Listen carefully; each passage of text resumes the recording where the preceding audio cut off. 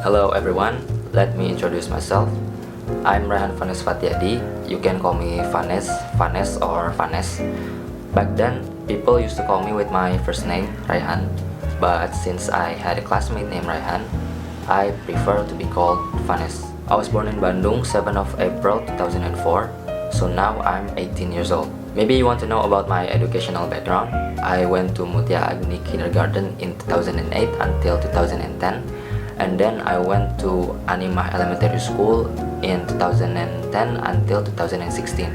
After that, I continued my study in Animah Junior High School in 2016 until 2019. The time I spent in kindergarten, elementary school, and junior high school was memorable. Why? A bit fun fact that all the schools are in the same street. So for 11 years, I had to pass the same route every day. In 2019, I started my high school life in 4 Senior High School Bandung, which I thought it would be fun as people said.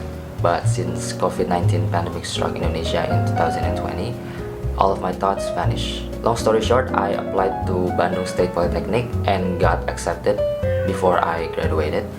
And I'm very grateful because I didn't have to do a test. Actually, I still don't know about my prospective career. I need to do more research about it, but I prefer not to do programming all day long, so I will choose career that isn't doing programming a lot. So maybe I'm interested to be an IT consultant. I don't know exactly what's my main hobby, but I like to spend my time watching movies, YouTube videos, video games live stream on Twitch, listening to music, playing games, cycling, and typing randomly with my keyboard. I used to like photography and cinematography when I was in junior high school until senior high school. I made YouTube videos, video editing and photo editing, taking photographs. But since I'm getting busier by schoolwork, I left the hobby. My parents got married 23 years ago. They have 2 children. I'm the second one and my sister is the first. My sister is 22 and I'm 18, and I'm grateful that we're a happy family. My father is a hard-working man. He goes to work from Monday up to Friday. He works as a lecturer. My mother is a lecturer too, and sometimes is very busy.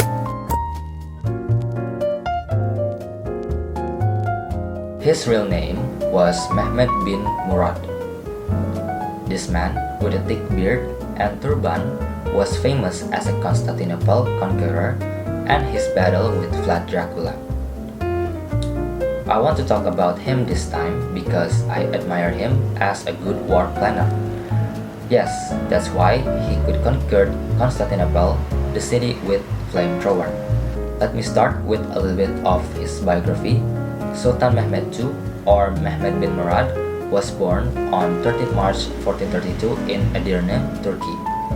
He was the 3rd son of Sultan Murad II. His mother's name was Huma Hatun. In his young age, he had experience as a governor leader.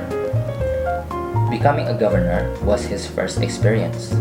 Then, he became a sultan when he was 12. History wrote that he became a sultan twice. The first time was when his father decided to retire, and the second one was when his father passed away. As a leader in his young age, Mehmed studied languages, history, and other knowledge. He was also interested in art, so he was known as an intelligent and wise Muslim. As a sultan, to conquer Constantinople was his main ambition. It wasn't easy. However, it seemed that he was a good war planner. Why? Because he prepared his nation for the battle and because he prepared himself both diplomatically and militarily. He tried to keep it neutral with Hungary and Venice by signing peace treaty, and he built fortresses to control Bosporus Sea, which surrounded Constantinople. He also formed armed forces having 31 ships and high-caliber cannon. Constantinople was successfully conquered 29 May 1453. Then he was dubbed Al-Fatih or the Conqueror. Everybody has positive and negative side, so did Muhammad Al-Fatih. Apart from being a good Muslim and a good war planner, and so on, he was known as someone with bad temper. Often happened that everyone didn't dare to speak up because of his temper. In conclusion, Muhammad Al-Fatih is someone that I admire because of his intelligence and religiousness.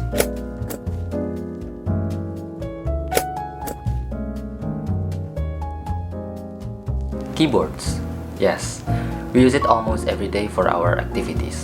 A keyboard is one of the primary input devices used with a computer besides a mouse. In 1868, Saul, James Densmore, and Carlos Glidden made the earliest typewriter keyboard with an alphabetical arrangement of 28 keys. Then, the keyboard was developing continuously until now. There are many types of keyboards. We can differentiate it by the layout, the mechanism, the size, etc. Now, the most famous type of keyboard is custom keyboard. Basically, we can change any parts of the keyboard, such as the keycaps, the switches, the case, basically almost everything. Meet my custom keyboard. It has no name or brand because I bought the parts separately. Actually, the brand is called Vortex Series VX64 and the keyboard used to look like this. And now it looks like this. Pretty, right? The components are the case, PCB, plate, foam, switches, stabilizers, and keycaps. It has 60% layout. That means it's the 60% size of the full-size one. Or we can say that it has only 60 to 65 keys. The length of the keyboard itself is 29.5 centimeters and about 6 centimeters in height. The weight of the keyboard is around 800 grams. The case is made of acrylic plastic. It has rectangle shape and the case has black color. About the keycaps, the color and the font are variative. I have several sets of keycaps. I have white keycaps, black keycaps, gray keycaps, blank keycaps, and the last one is gray and red keycaps. And one of the most important things why people choose to buy custom keyboard is the sound of it. You need to hear it yourself.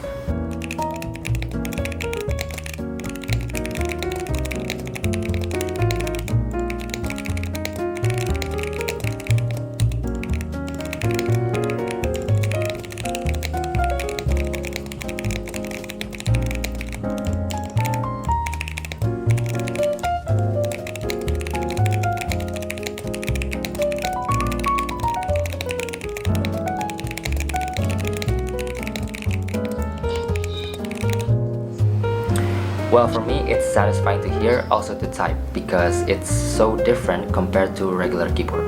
So, are you guys interested?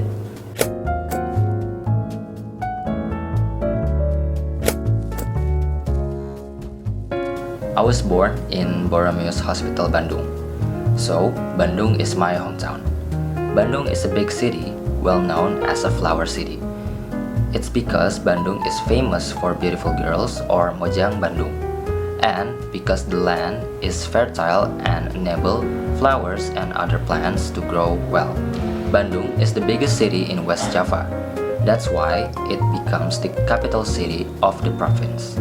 Bandung is surrounded with famous mounts. In the north, you can see Mount Tangkuban Perahu and Burangrang. In the south, you can see Mount Malabar and Patuha. In the east, you can see Mount Manglayang, and in the west, you can see Mount Lagadar. There are many interesting places in Bandung. You can visit thematic parks, tourism places, and culinary places. Most of them have interesting photo spots, so they attract local tourists to take pictures and post them in their social media. Bandung has become tourism destination since a long time ago and has been more beautiful since Ridwan Kamil became the mayor of Bandung City. He beautified Bandung with many parks such as Superhero, Vanda, music, and film. The look of Bandung downtown, called Alun-Alun, has changed because of the benches and the concrete walls along the street. Bandung is also famous for its traditional snacks and food, like batagor, siomay, seblak, colenak, mie kocok, cilok, and cireng. Also the beverages like bajigur, bandrek, and cendol. Now, let's talk about place I want to visit. There are so many places I want to visit, but if I have to choose one, I choose New Zealand. Why? Just look at this.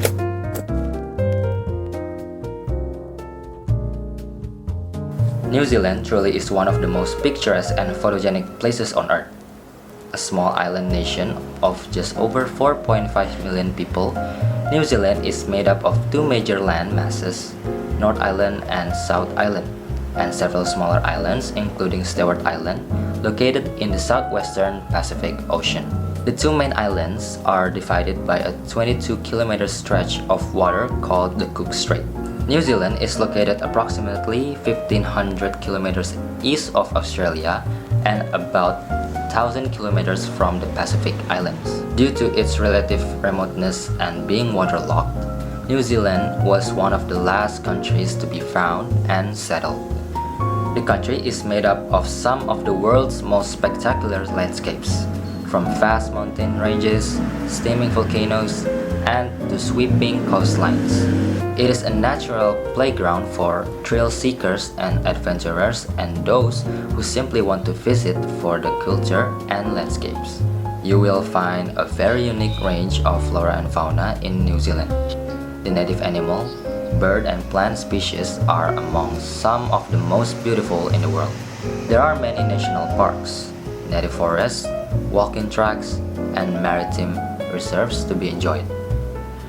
In addition to these, there are several glaciers, lakes, mountains, beaches, and thermal reserves, also on offer for tourists and travelers alike.